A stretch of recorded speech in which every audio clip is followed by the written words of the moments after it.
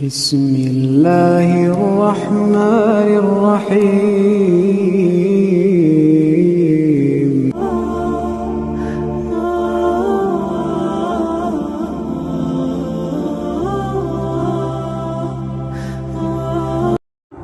الحمد للہ وحدہ والصلاة والسلام علی من لا نبی بعدہ اما بعد فاعوذ باللہ من الشیطان الرجیم وَإِنَّكَ لَعَلَى خُلُقٍ عَظِيمٍ وقال النبي صلی اللہ علیہ وسلم بعثت لأتمم مکارم الاخلاق وقال النبي صلی اللہ علیہ وسلم من يحرم الرفق يحرم الخیر۔ محترم سامعین کرام، مذہب اسلام میں اخلاق حسنہ کو بہت ہی اہمیت ہے۔ مذہب اسلام کے پھیلنے کی بڑی وجہ ہی یہی ہے کہ مسلم ایک با اخلاق قوم ہے۔ مذہب اسلام اخلاق کا درس دیتا ہے اور مسلم کے اور مذہب اسلام کے بہترین تعلیمات سے لوگ متاثر ہوتے ہیں اور مذہب اسلام کو قبول کرتے ہیں۔ دنیا کے طول و عرض میں مذہب اسلام کے پھیلنے کی وجہ ہی بہترین اخلاق ہے۔ نبی کریم صلی اللہ علیہ وسلم سے پہلے جو انبیاء علیہم السلام گزرے، ان میں سے بعض جلیل القدر انبیاء علیہم السلام کو خصوصی صفات سے، امتیازات سے، القاب سے نوازا گیا۔ ابراہیم علیہم السلام خلیل اللہ کہلائے، موسیٰ علیہ السلام کلیم اللہ کہلائے، عیسیٰ علیہ السلام روح اللہ کہلائے، اور نبی کریم صلی اللہ علیہ وسلم کو جس خصوصی صفت کے ساتھ اللہ رب العزت نے متصف کیا، اس کی طرف اللہ رب العزت نے اپنے اس مبارک ارشاد میں اشارہ کیا کہ وَإِنَّكَ لَعَلَى خُلُقٍ عَظِيمٍ، کہ اے محمد صلی اللہ علیہ وسلم میں نے آپ کو خلق عظیم کے ساتھ اعلیٰ معیار، اعلیٰ پیمانے کے اخلاق کے ساتھ متصف کیا ہے، نوازا ہے۔ نبی کریم صلی اللہ علیہ وسلم کا فرمان بُعِثْتُ لِأُتَمِّمَ مَكَارِمَ الْأَخْلَاقِ، مجھے اسی لیے مبعوث کیا گیا ہے، نبی بنا کر بھیجا گیا ہے تاکہ میں اخلاق کو اس کے اعلیٰ معیار تک، اس کے اعلیٰ پیمانے تک، اخلاق کو اس کے اعلیٰ خوبیوں تک پہنچاؤں، اعلیٰ اخلاق کی تعمیل کروں، تکمیل کروں۔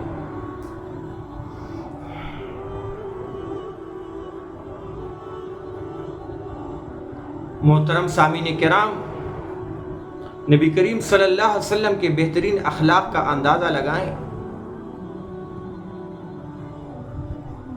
کہ جب نبی کریم صلی اللہ علیہ وسلم بازار کے اندر علی الاعلان دعوت دیتے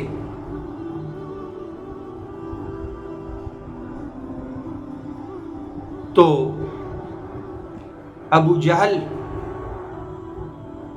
نبی کریم صلی اللہ علیہ وسلم کے پیچھے پیچھے آتے، نبی کریم صلی اللہ علیہ وسلم پر مٹی پھینکتے اور لوگوں سے کہتے، اے لوگوں یہ آپ کو اپنے آباء و اجداد کے دین سے ہٹانا چاہتا ہے، یہ بندہ آپ لوگوں کو لات و عزا کی پوجا کرنے سے ہٹانا چاہتا ہے۔ ابو لہب بھینگا بھی نبی کریم صلی اللہ علیہ وسلم کے پیچھے پیچھے چلتے اور لوگوں سے کہتے کہ یہ جھوٹا ہے،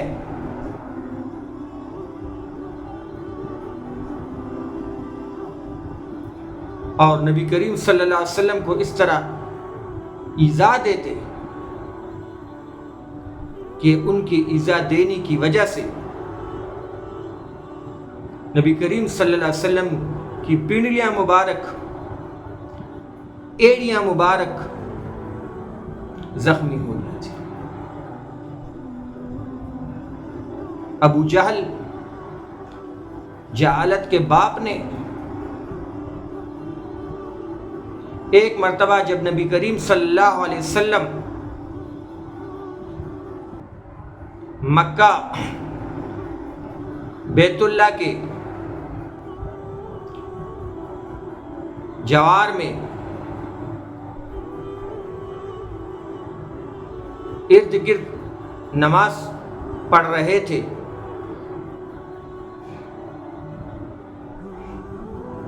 ابو جہل کی نظر جب نبی کریم صلی اللہ علیہ وسلم پر پڑی تو اجڑی منگوائی اور حالت سجدہ میں نبی کریم صلی اللہ علیہ وسلم کے کمر مبارک پر رکھوائی۔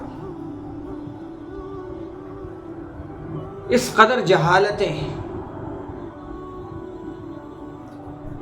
اس قدر اذیتیں نبی کریم صلی اللہ علیہ وسلم کو دی گئی، لیکن پھر بھی نبی کریم صلی اللہ علیہ وسلم نے درگزر کا معاملہ فرمایا، انتقام کا معاملہ نہیں فرمایا۔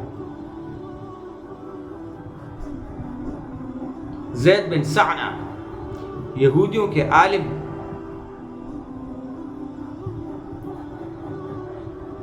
ان کا نبی کریم صلی اللہ علیہ وسلم پر کچھ قرضہ تھا، وقت سے پہلے قرض کا مطالبہ کیا، اور کیا بھی اس انداز سے کہ نبی کریم صلی اللہ علیہ وسلم کے چادر مبارک کو کھینچا،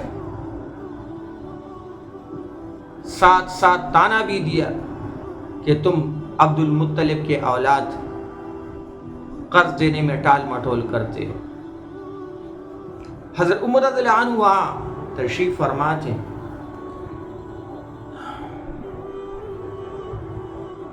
حضرت عمر رضی اللہ عنہ نے زید بن سعنہ سے کہا کہ یہ تم نبی کریم صلی اللہ علیہ وسلم کے ساتھ کیا رویہ برت رہے ہو؟ اگر نبی کریم صلی اللہ علیہ وسلم کا غضب ان کی ناراضگی مانے نہ ہوتی تو میں تمہاری گردن اڑا دیتا۔ نبی کریم صلی اللہ علیہ وسلم نے حضرت عمر رضی اللہ عنہ سے مخاطب ہو کر فرمایا، اے عمر، آپ کے لیے اس طرح کہنا مناسب نہیں، بلکہ آپ کو اس طرح کہنا چاہیے کہ اے محمد صلی اللہ علیہ وسلم، آپ کو قرض دینے میں بہترین طریقہ اپنانا چاہیے، اور ان سے کہتے کہ آپ کو مطالبہ میں بہترین طریقہ اپنانا چاہیے۔ بلا وجہ اس زید بن سعنہ نے نبی کریم صلی اللہ علیہ وسلم کے ساتھ بدتمیزی کی، لیکن پھر بھی نبی کریم صلی اللہ علیہ وسلم کا اس قدر بہترین رویہ۔ اسی لیے تو اللہ رب العزت نے فرمایا وَإِنَّكَ لَعَلَىٰ خُلُقٍ عَظِيمٍ۔ آپ اخلاق کے اعلیٰ پیمانے اعلیٰ معیار پر ہیں.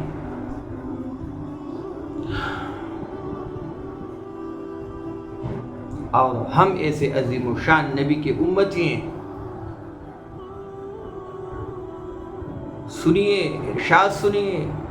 نبی کریم صلی اللہ علیہ وسلم فرماتے ہیں سل من قطعک واعف عمن ظلمک واحسن الی من اساء الیک.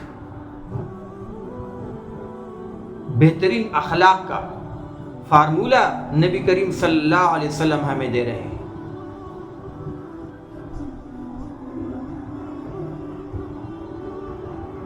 کہ اے مسلمانوں، جب کوئی شخص تمہارے ساتھ تعلقات کو ختم کرے تو تم اس کے ساتھ تعلقات کو بناؤ.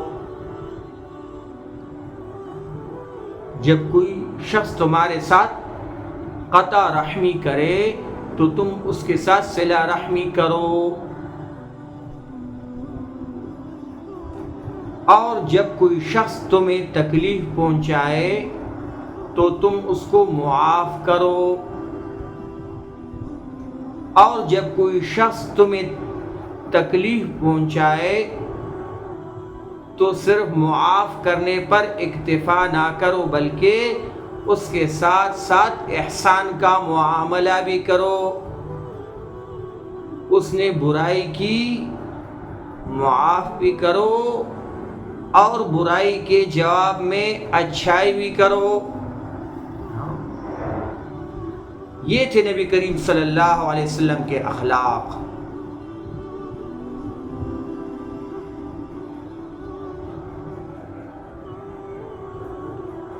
اور ہم امتی ہیں ایسے عظیم ہستی کی، ایسے برگزیدہ ہستی کی. ہم ذرا اپنے اخلاق پر بھی غور کریں.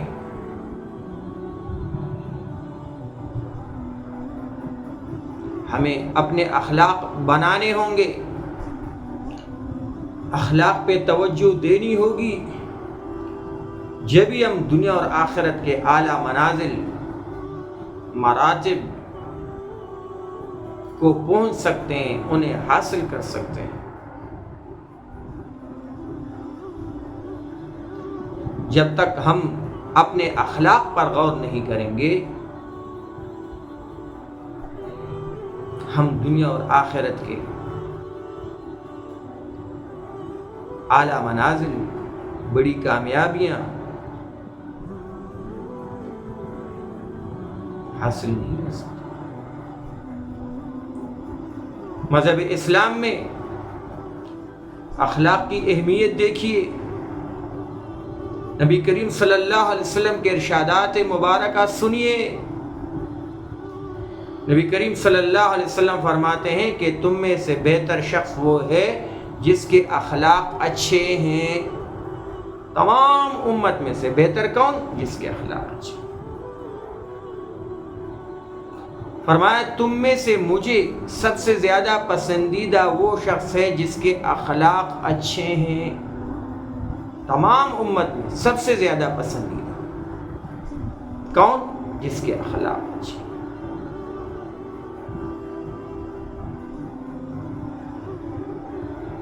فرمایا انسان کو جو چیزیں دی گئیں، جو اعمال دیے گئے، ان میں سے سب سے بہتر چیز، بہتر عمل اچھے اخلاق.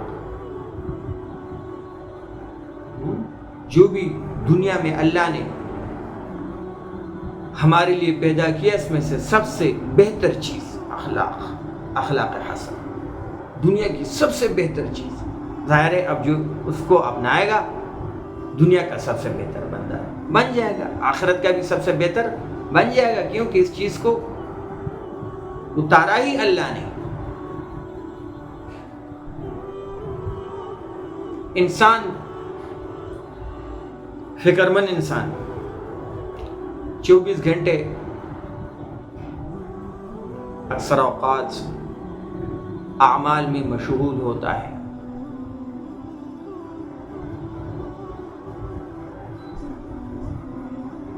مختلف اعمال کرتا رہتا ہے۔ نبی کریم صلی اللہ علیہ وسلم فرماتے ہیں کہ قیامت کے دن جب اعمال تولیں گے تو میزان عمل میں، ترازو عمل میں سب سے بھاری چیز جو ہوگی وہ اخلاق ہوں گے، اچھے اخلاق۔ میزان عمل میں سب سے بھاری چیز۔ اور فرمایا کہ انسان اپنے بہترین اخلاق کی بنیاد پر عابد اور پے در پے روزہ رکھنے والے کا درجہ پا لیتا ہے۔ معمولی بات ہے پے در پے روزہ رکھنا، کس قدر مشقت والا عمل ہے۔ راتوں کو جاگنا، عبادت کرنا، قیام اللیل کرنا، بستر سے دور، سارے لوگ سوئے ہوئے ہیں، یہ عبادت میں مشغول ہے۔ آسان بات، مشکل کام۔ لیکن فرمایا کہ انسان محض بہترین اخلاق کی بنا پر ایک عابد اور پے در پے روزہ رکھنے والے کا درجہ پا لے۔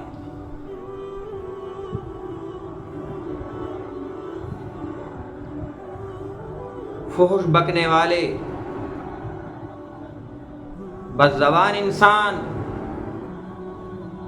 باتونی انسان، سخت زبان انسان، متکبر انسان، اس سے اللہ جل جلالہ بڑی نفرت فرماتے ہیں۔ فرمایا کہ قیامت کے دن میرے نزدیک سب سے زیادہ پسندیدہ اور مجھ سے سب سے زیادہ قریب وہی شخص ہوگا جس کے اخلاق اچھے، اور میرے نزدیک سب سے زیادہ ناپسند اور مجھ سے سب سے زیادہ دور وہی شخص ہوگا جو باتونی ہوگا، سخت زبان ہوگا، تکبر ہوگا۔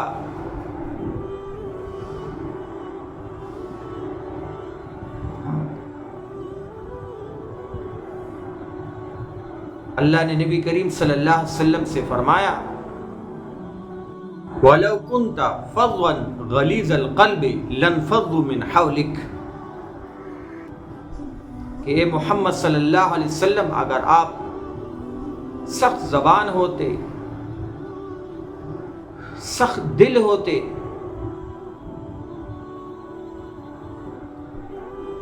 تو یہ لوگ آپ سے دور ہو جاتے، آپ کے قریب نہ آتے۔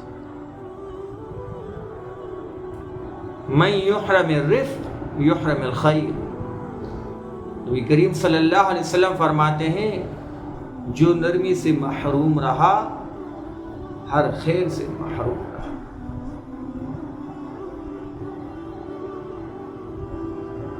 اور فرمایا جو شخص حق پر ہوتے ہوئے بھی جھگڑا چھوڑے میں اس کے لیے جنت کے سامنے ایک محل کا ضامن ہوں، اور جو شخص جھوٹ چھوڑے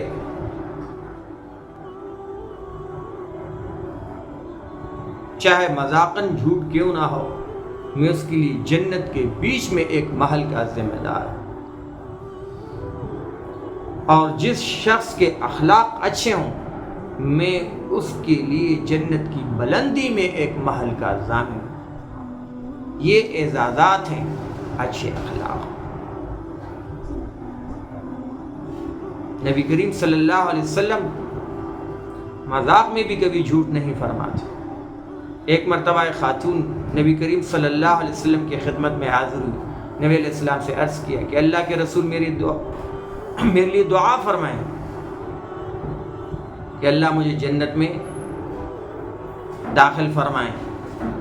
نبی کریم صلی اللہ علیہ وسلم نے ان سے فرمایا کہ جنت میں کوئی بوڑھی عورت نہیں جائے گی۔ وہ عورت جانے لگی، رونے لگی۔ نبی کریم صلی اللہ علیہ وسلم نے کہلوا بھیجا کہ جنت میں جو بھی عورت جائے گی جوان ہو کے جائے گی۔ انا انشأناہن انشاء فجعلناہن ابکارا عربا اترابا۔ جنت میں رہنے والی خواتین پیاری ہوں گی، ہم عمر ہوں گی، جوان ہوں گی۔ بوڑھی کو جوان کر کے جو ہے وہ جنت میں۔ لہذا میرے محترم سامعین کرام، نبی کریم صلی اللہ علیہ وسلم سے عشق کا دعویٰ کرنے والوں کے لیے، جیسے کہ ہم سب کرتے ہیں، ہم پر انتہائی لازم ہے کہ ہم اپنے اخلاق کی درستگی کریں۔ وآخر دعوانا ان الحمدللہ